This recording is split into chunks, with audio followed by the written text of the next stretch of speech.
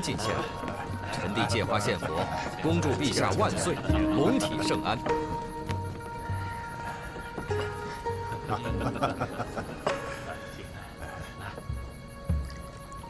好，好。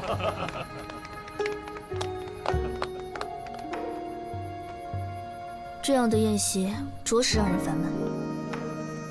你大可不必来。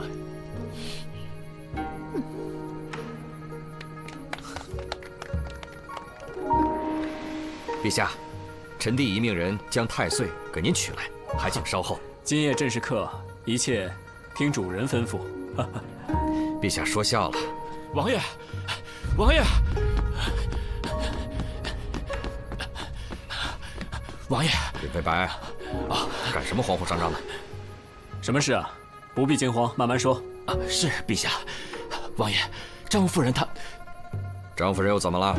她被千年太岁杀死了。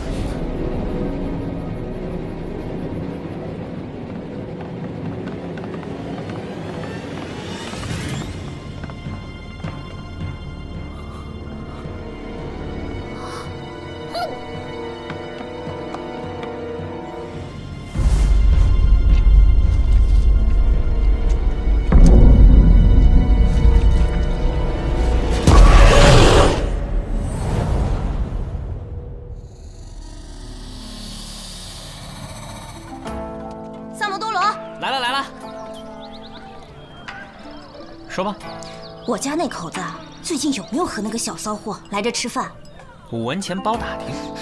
我给你10文。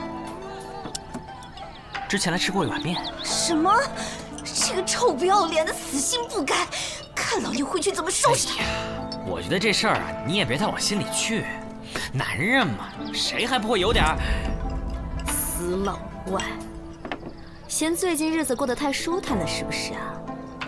那2口子要是在店里掐起来，你端着呀！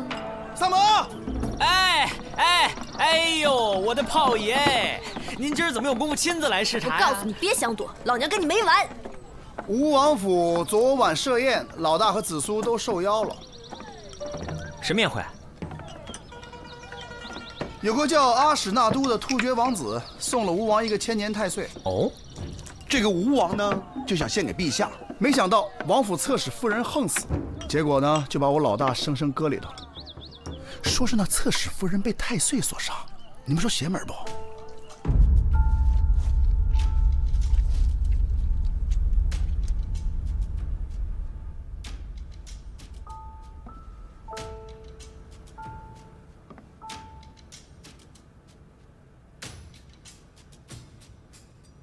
李少卿，你能替本王查案吗？只能劳烦王爷派人盯紧每一个赴宴之人，因为能在王府中自由走动、不受约束的人，都有可能是凶手。去，照办。是。王爷，阿史那都已派人严加看管。王爷，王爷，臣妾早就跟你说过，那是邪灵之物，根本不是什么灵丹妙药。送王妃回别院。王爷，王爷，阿史那都为何向本王进献太岁？别以为本王不知道。王爷，臣妾是冤枉的。带他下去。相信臣妾。带他走。王爷。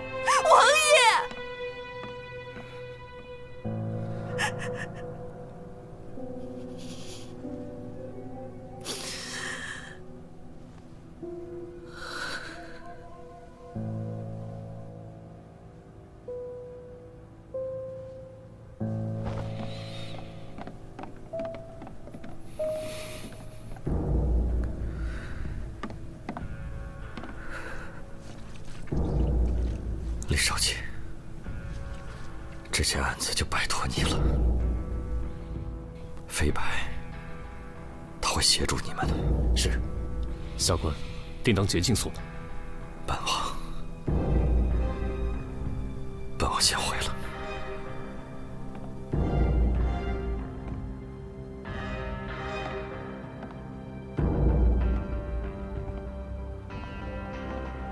李少卿，这个库房四面都没有窗户，我们派了4个仆人把守，2个时辰换1次。刚才下官也问过仆人，除了张夫人的婢女明月硬要他们离开一炷香的时间外，再也没有离开过。官人饶命，是夫人让我这么做的。什么意思？夫人近来体弱多病，之前听说太岁有延年益寿、永葆青春的功效，便动了私心来偷吃，因此他叫我支开仆人，自己偷偷来到库房。哦，小的记得，王妃之前劝过张夫人别打太岁的主意，2人为此发生争执。后来还是令长史过来将2人劝好的。啊，确实如此。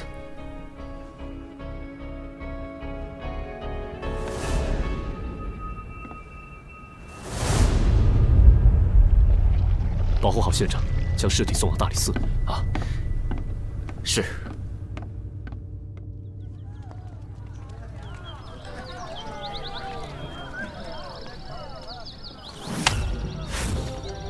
让萨摩跟我去办案。他是你大理寺的人，还是我凡社的人呢？反正你店里生意也不怎么好。哪只眼睛看见我店里生意不好啊？开个价吧。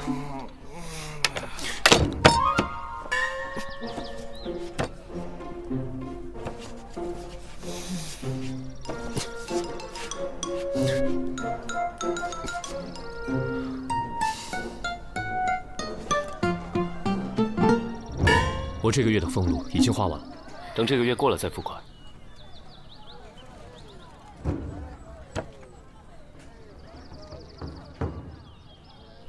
3份利，成交。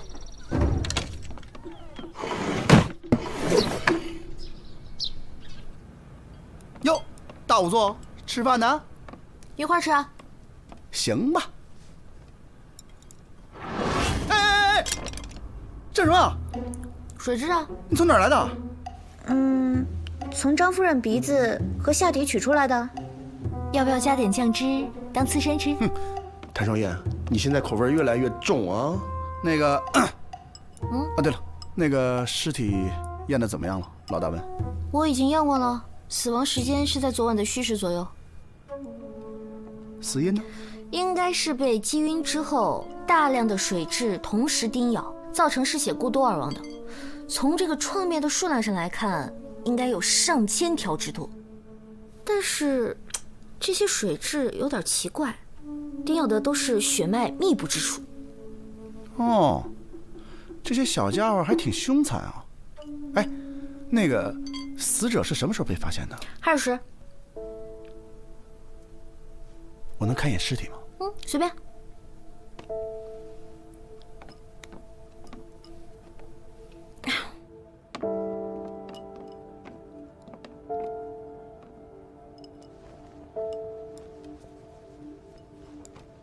那个，你先吃饭啊，一会儿让老大他们过来看。你怎么看一眼就走了？那些水蛭是物证啊，你别真给吃了。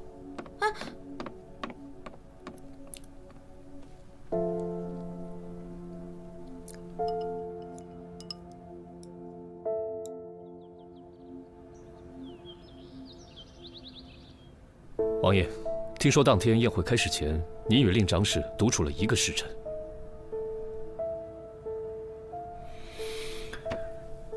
正是。当时我和飞白先去查看了一下贡物，之后又来到书房里喝了一点酒。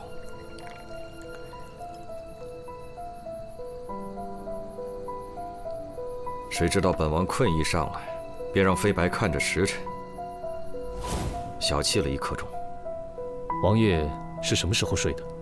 下官记得应该是戌时3刻。没错，本王当时还特意看了一眼漏刻。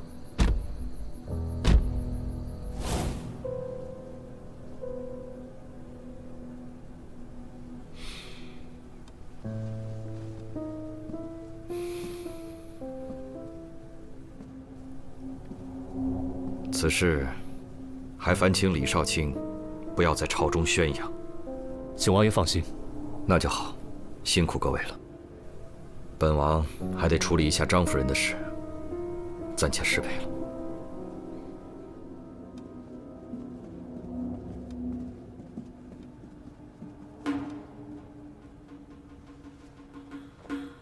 吴王点儿真背啊！你看这个吴王呢，年轻的时候就死过2妾，这人呐有权有势有啥用呢？所以，废话那么多。听说现在嫌疑最大的是王妃，有杀人动机吗？没错，她是外域人，遇刺的大婚。自从侧妃张夫人入了王府后，深得宠幸，此后王妃便一直幽居在流霞别院。与其说别院，倒不如称其为冷宫，更为确切。那咱便去会会这个被打入冷宫之人。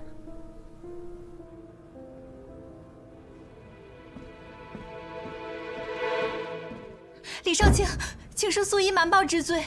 昨日王爷将她送回别院后，王妃就悄然离去，再也没有回过王府。那你最后一次见她是什么时候？你要是敢说谎，李少卿会把你关到牢里去。素衣绝对不敢欺瞒李少卿。昨日宵禁之前，王妃找我借了套衣服，说是要去西市一个叫什么七贤的客栈，这剩下的我就不知道了。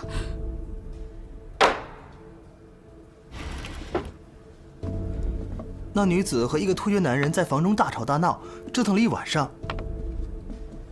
之后他们2人还出去过吗？那个女子争执过后就独自离开了。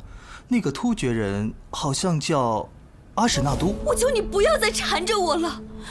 云舒，我这就带你回突厥。我们已经不可能了。你肯定有难言之隐，你告诉我。没有，我以为人父。阿史那都，你别再逼我了，这不是爱，是占有欲。可是我爱你啊！我就听到这些。有发现吗？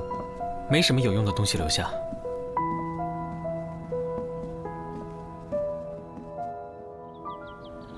放开我！放开！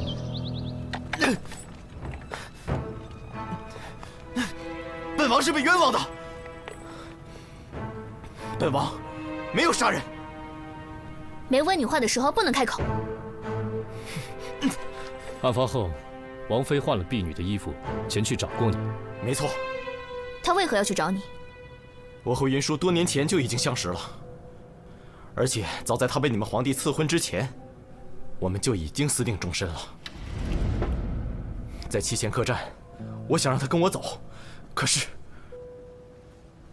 云舒。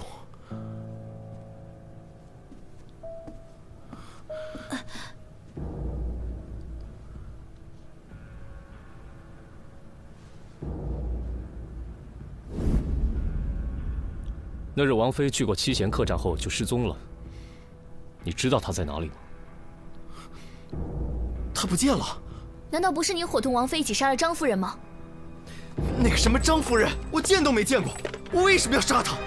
这次来大唐，我只不过想把云舒带走而已。你们一定要找到云舒，求你们了，求你们。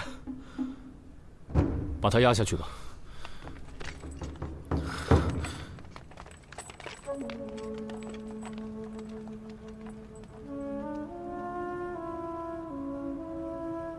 那你现在还觉得是他伙同王妃杀了张夫人吗？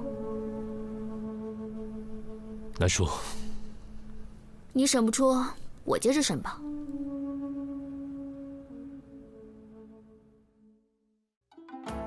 彼黍离离，必稷之苗。彼黍离离，必稷之苗。行迈靡靡，忠心摇摇。行迈靡靡，忠心摇摇。知我者，谓我心忧；不知我者，谓我何求。你们回来啦！李治，你认识了这么好的朋友，应该早点介绍来认识认识嘛。李少卿，看人家多有礼貌。我平时也很有礼貌，好不好？怎么不夸我啊？懂不懂什么叫不怕不识货，就怕货比货啊？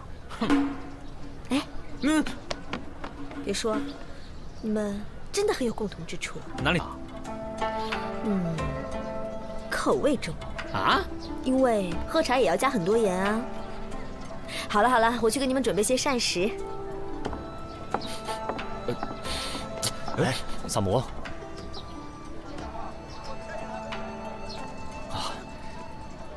李少卿，你这个香囊戴很久了吗？萨摩，令长史，那个萨摩多罗有点奇怪的癖好，见谅啊。你这个香囊哪儿来的？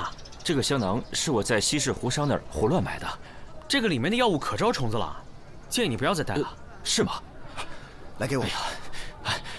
难怪我最近老招虫子。令长史，你是查到什么了吗？啊，回李少卿。飞白从素衣口中得知，王妃有一个腰坠，一直舍不得离身，但如今却留在了梳妆台里。此事略有蹊跷。这玉坠有什么来历？玉坠是王妃出阁之前便有的，花纹特别。有什么特别啊？一看便是突厥之物，而且阿史那都也有一个。令长史跟突厥王子关系很好吗？我二人此前算是点头之交。他被捕之后，吉隆可汗震怒，派10万大军驻扎我边境，逼大唐交人。倘若不交出突厥王子，他们便要派兵南下。这案子再不破，恐怕两国交战在所难免啊！萨摩，我们一起重回命案现场。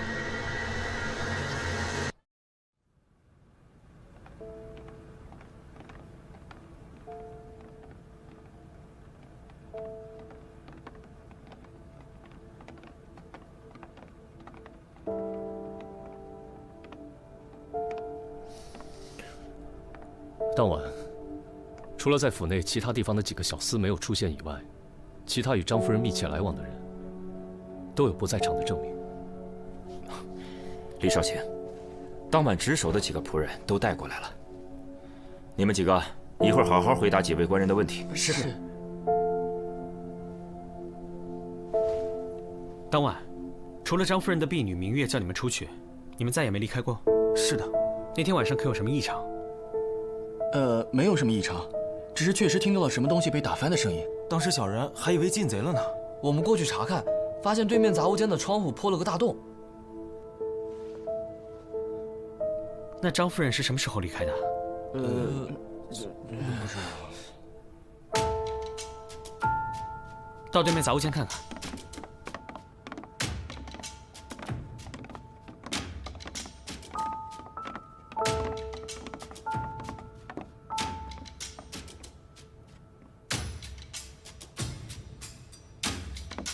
令长史，你带仆人先下去吧。李少卿有何吩咐，尽管唤我便是。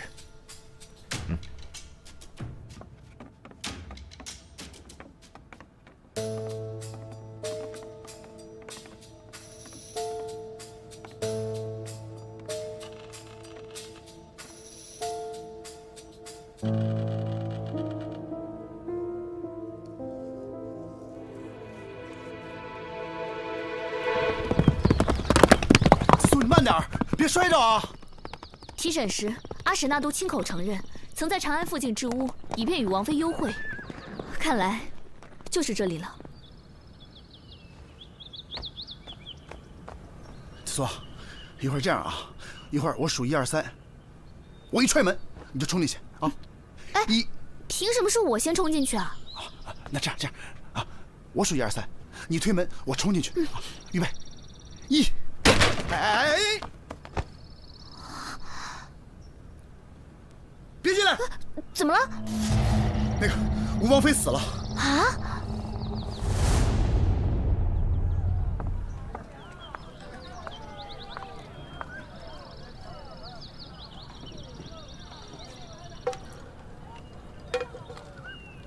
去哪儿了？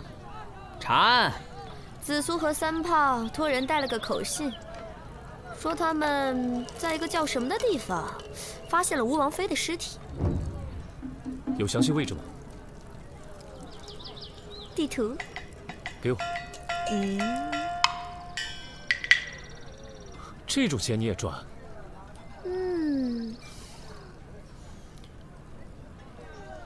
琳琳，难怪萨摩跟你一模一样。哎，我可只说了一句话，关我什么事啊？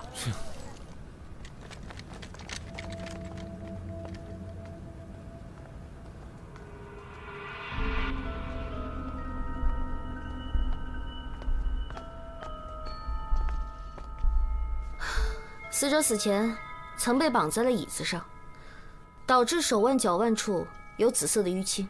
死者的头部被钝物击打过，但这并不是最终的死因，真正的死因应该是肺部的那一刀。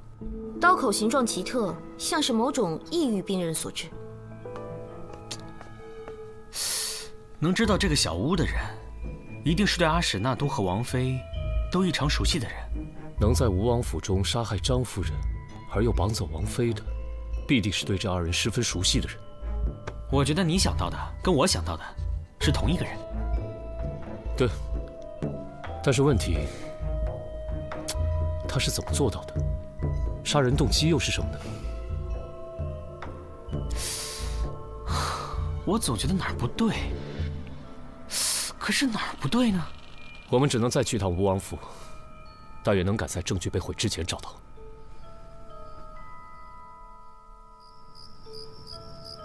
当时他们二人就在这个房间里喝的酒。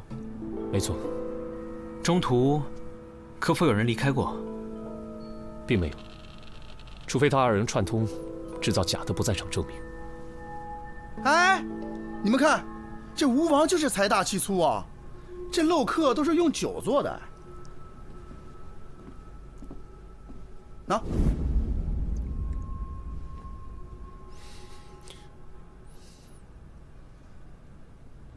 没错，是酒。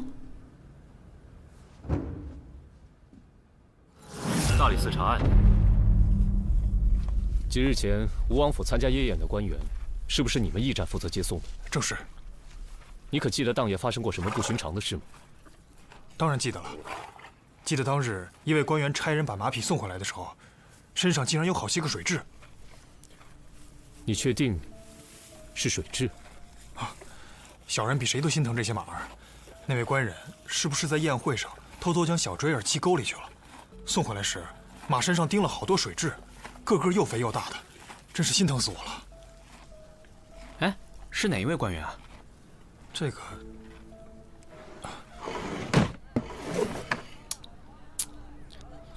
不是，老大，你们到底是发现什么了呀？这陛下给了3天的期限，马上就到了。咱咋还在这喝茶呀？如今已经能破了他的不在场证明。杀人动机究竟是什么呢？这有什么是什么的呢？杀人动机无非就2点：一钱杀，2情杀。前者关系到利益，后者关系到情感。钱虽不算多，但是它够用啊。情，他与这2个女子也很难有感情纠葛。老大。这情杀又不一定非在男女之间。哎，你们还有心情在这儿喝茶？不是说给你们限制的时间已经到了吗？就这几天啊，突厥士兵已经袭击了一个小村子。放话说，倘若阿史那都那儿有1根毫发损伤，他们将一路南下。哼，你还笑得出来啊？三胖，你真是个断案高手，案子破了。我知道动机是什么了。我破的案。这个案子从一开始就指向阿史那都，一旦阿史那都被杀，突厥和大唐的战事就在所难免了。糟了！来人呐！本王没杀过人，快放我出去！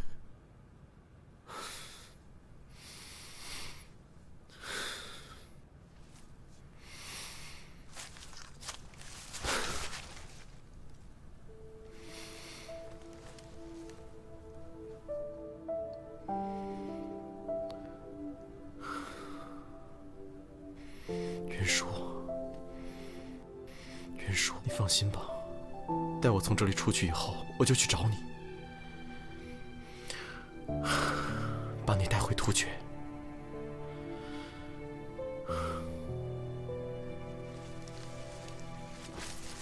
此生再也不分开了。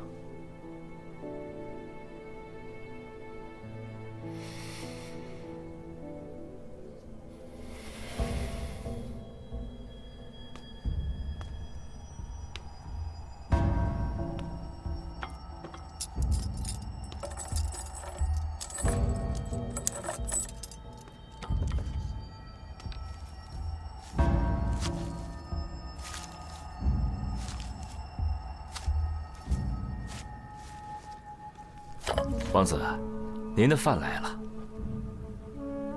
最后一顿，吃了吧。滚！出去。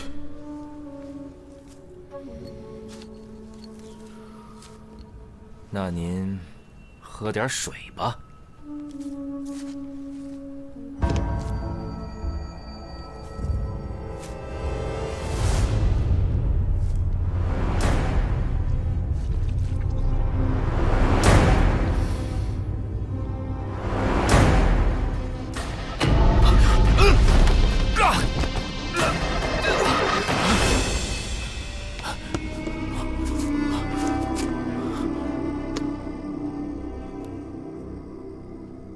令长史，想不到你还是一个会操纵重置的伽罗师啊！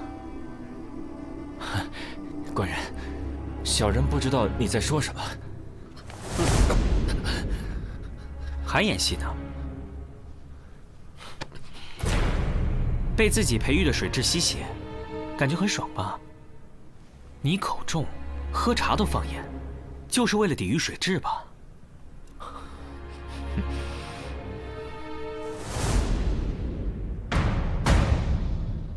你们这是血口喷人！别忘了，夜宴当晚，下官可是有不在场证明的。在晚宴开始之前，王爷不是曾经小憩了1刻钟吗？哼，1刻钟？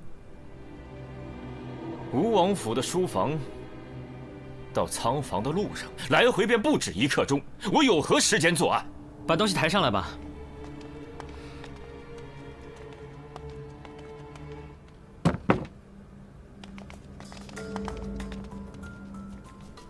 那天晚上，你与王爷在书房里对饮，你的座位应该是离这个漏客最近的吧？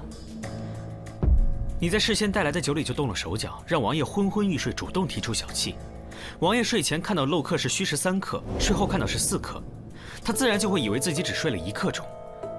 可你应该事先将酒倒入了漏客当中，漏客显示为虚实3刻，很有可能才2刻不到。你杀死张夫人，赶回书房。再用酒杯将多余的水舀出即可。令长史，难道你没闻出这漏客里的水有酒的味道吗？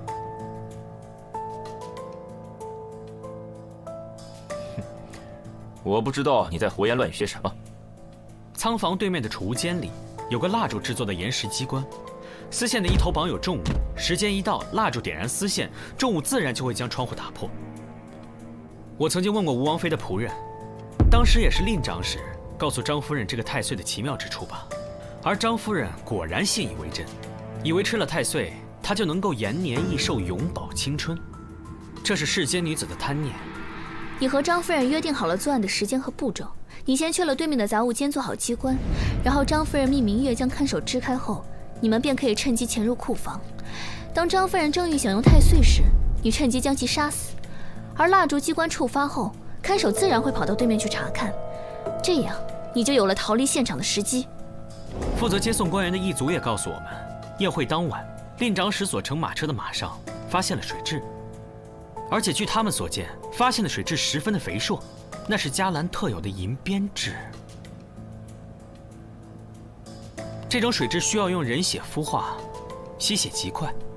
你身上随身带的那个香囊，一闻便知是伽罗虫是用来育虫的。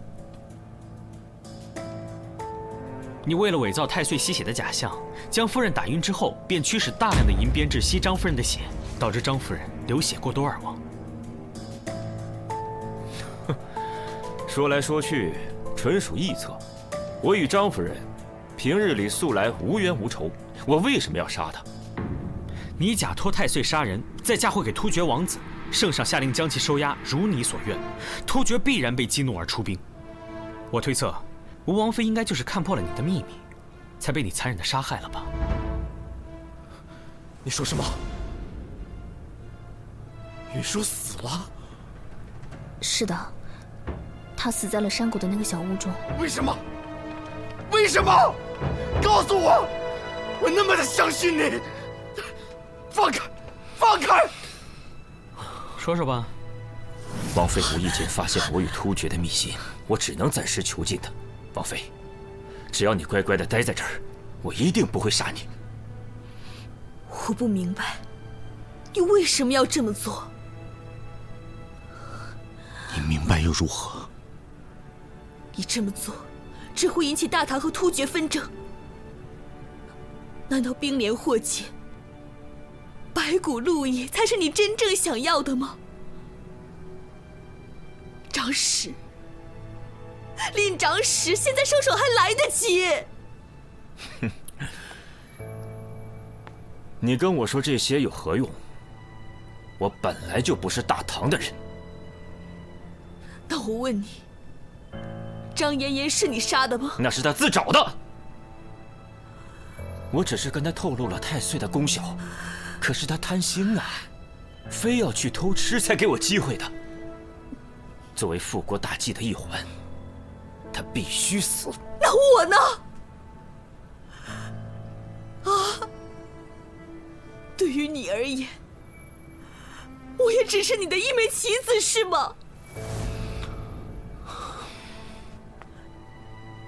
那你也肯定清楚，你如果不杀我，我必定会去破坏你的计划。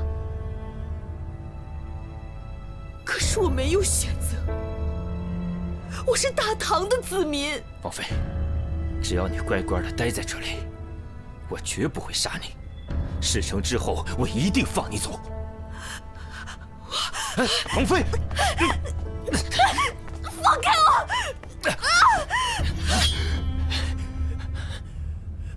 王妃，你为何要逼我？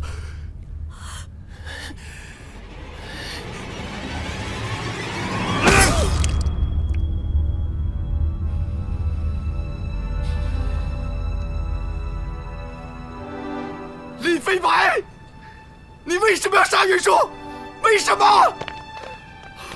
我要扒了你的皮！我查过了你的通关文牒，你是近几年才从外域来到长安的。你的通关文牒上写了你来自柔然国，但你根本就没有柔然人的生活习惯，你的文牒是假的。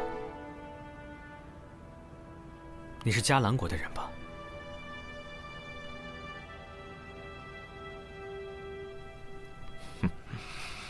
萨摩多罗，别忘了，你也是迦兰国的子民。你忘了，咱们的国是被谁灭的？咱们的家又是被谁破的？啊，是大唐！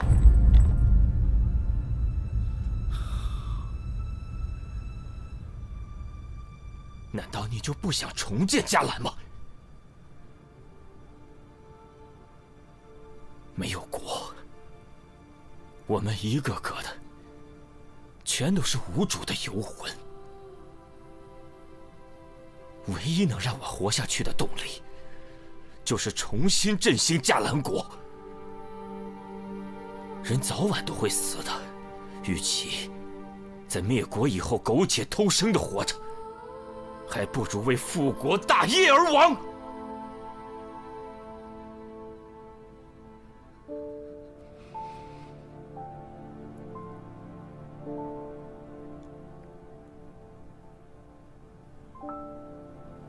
那我问你，你复国是为了什么？为了什么？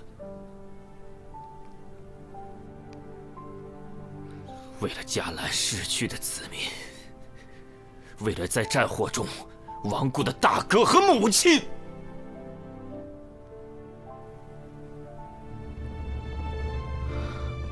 那你这不是复国，是复仇。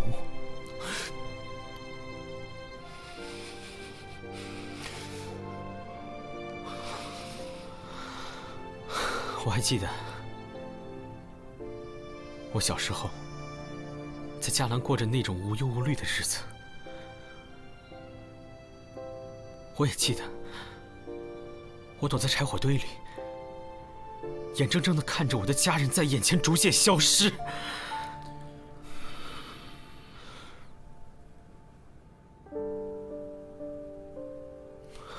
没有人会比我更痛，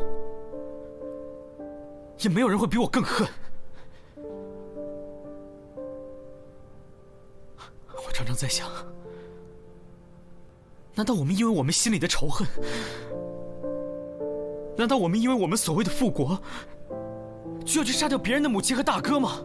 就要让更多的人成为像我一样的孤儿吗？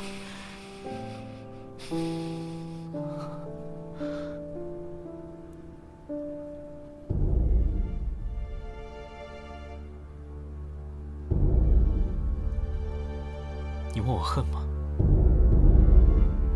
我当然恨，但是我更痛恨战争，痛恨一切打着国家名义残害无辜生命的行为。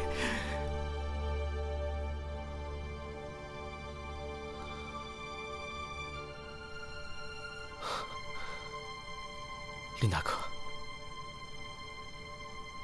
不要再执迷不悟了，好吗？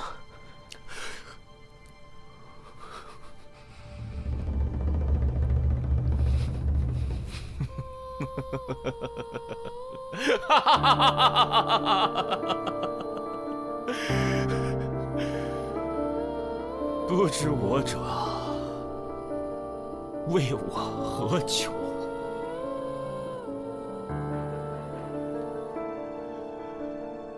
我只恨大计未能如愿，天佑迦兰！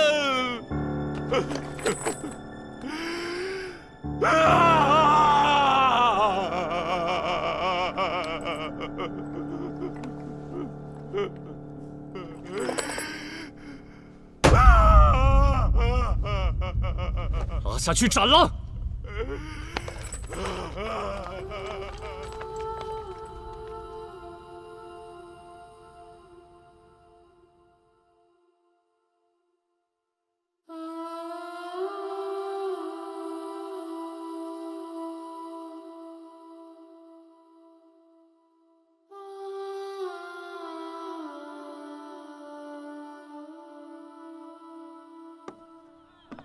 陛下向天下宣告，是吴王妃因擅妒杀害了侧妃张夫人，如今已派人将阿史那都送回了突厥。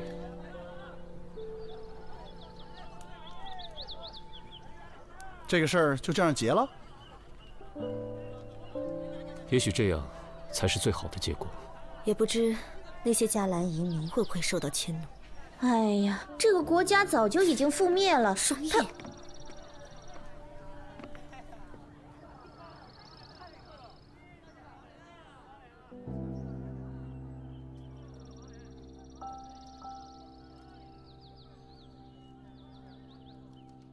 迦兰，也许此生只能在梦里回去了。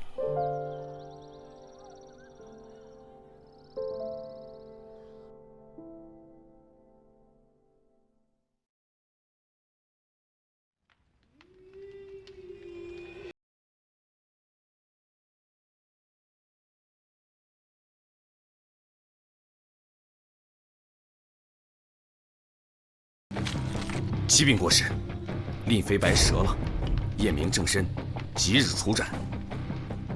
这个案子还是萨摩破的。正是，若非他从中作梗，大唐和突厥已经开战，这个人必须处斩。愚蠢！萨摩是一颗棋子，没有他，复国大业不可能进展得如此顺利。此话怎讲？请国师明示。自始至终，萨摩都是我手中利器，替我铲除了无数障碍。我从黄泥章救出波斯人和赵匡国，为他们制定复仇计划，目标只有一个：兵部侍郎度良源。萨摩与李治相识不久，不想被卷入朝廷纷争，所以当他意识到赵匡胤假死却未揭穿，我让波斯人服毒自尽，只是想给他们一个由头，尽快结案，好让赵匡胤能伺机刺杀度良源。度良源是朝中最熟悉西线边防的将军，他死以后，大唐西线羸弱，给了我们长驱直入的可能性。国师英明。度良源死后，我安排心腹顶替兵部侍郎之职，遭到吏部尚书的阻挠。随后，大理寺开始调查灵猫杀人案，我派人杀了平康坊的雪儿，把线索引向刘尚书和他堂弟。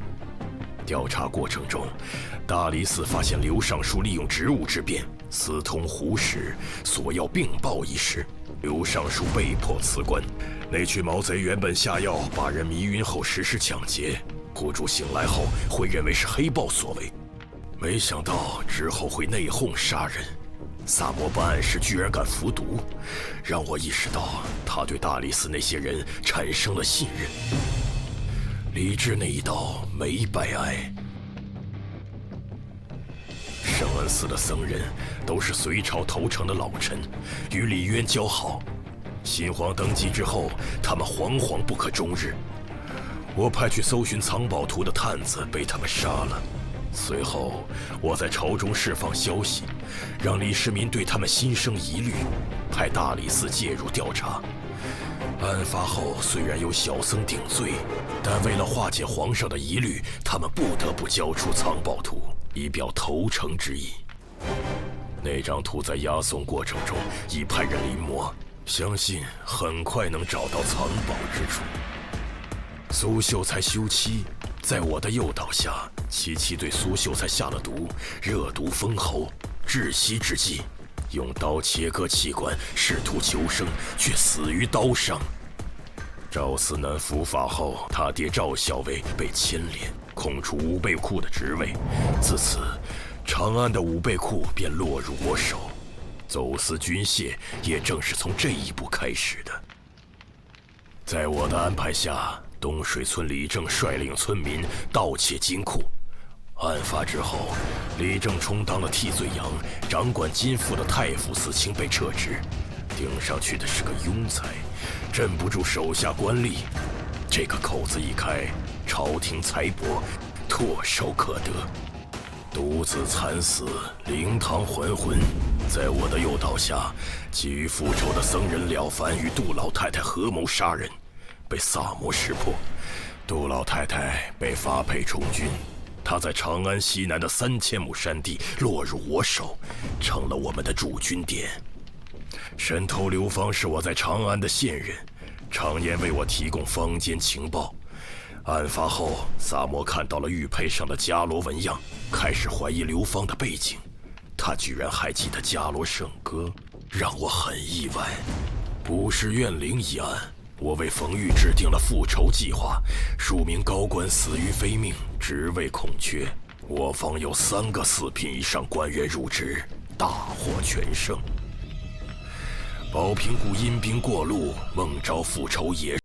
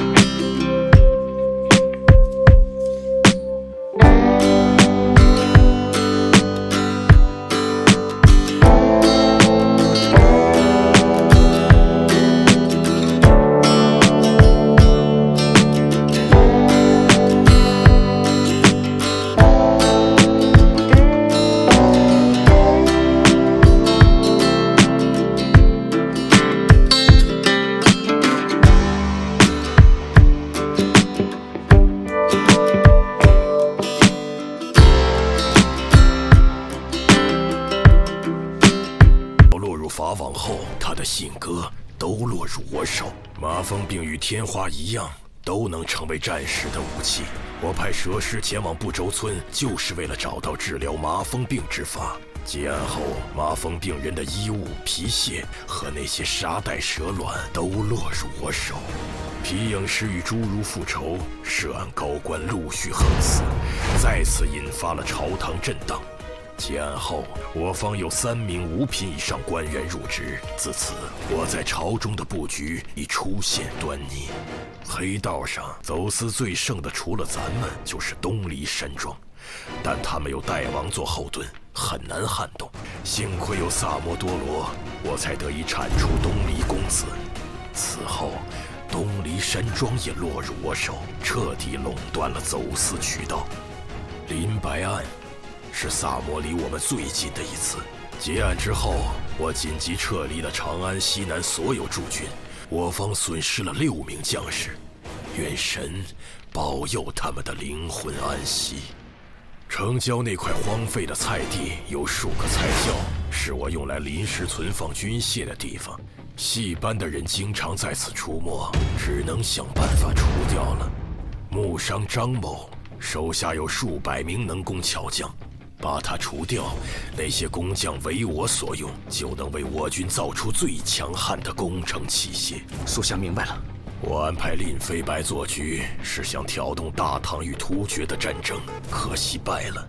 不过武王从此失势，也给我们腾出了不小的空间。